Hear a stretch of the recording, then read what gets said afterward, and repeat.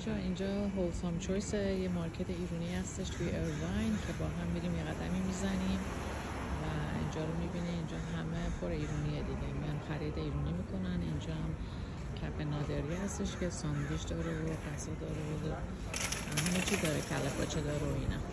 پس بریم با هم ببینیم. اینجا نون بربری های درست میکنن، سنگک درست میکنن.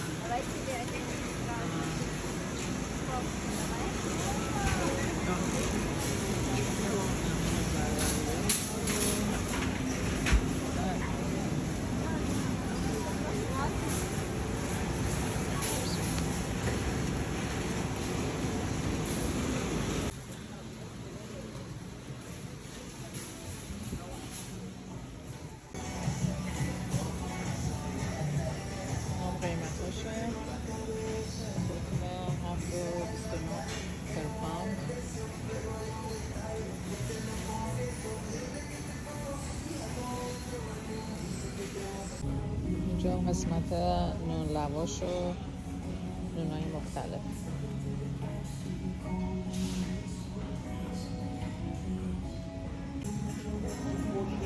توت و انجیل و برنجای مختلف، رویال.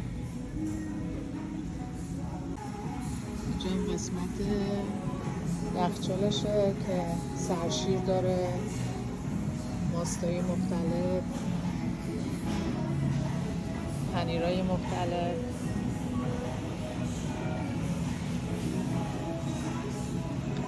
برام غذای پیتزا و اینا حاضره که باید بذاری تو آون درست بشه. قسمت بستنی باشه، بستنی اکبر مشتی اینا هم داره. حالا بریم میبینیم. اینجا مثلا رستوران تایشه، غذای تایلندی که درست کردن.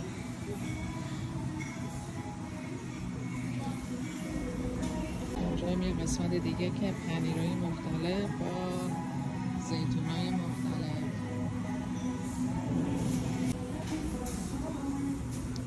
شیرینی‌های مختلف، دلمه.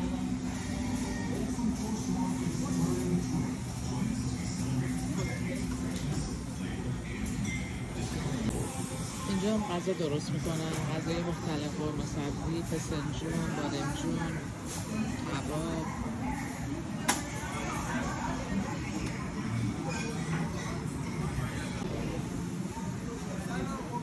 سلام، خوب هستی؟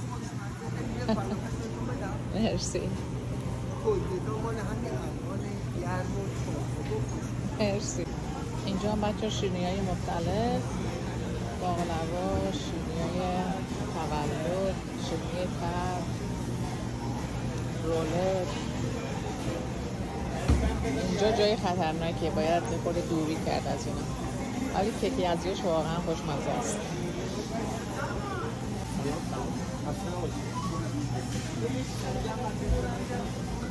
بچه اینا هم بستنیاشه، لاله و اکبر مشتی.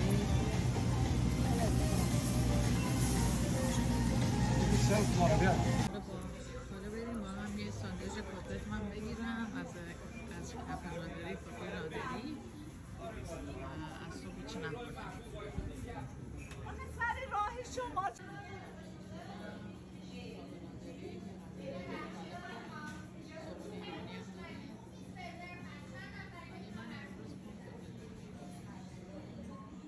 بچه غذامو گرفتم، یه نوشابه زیرو، کوک زیرو و اینم ساندویچ کتلت من.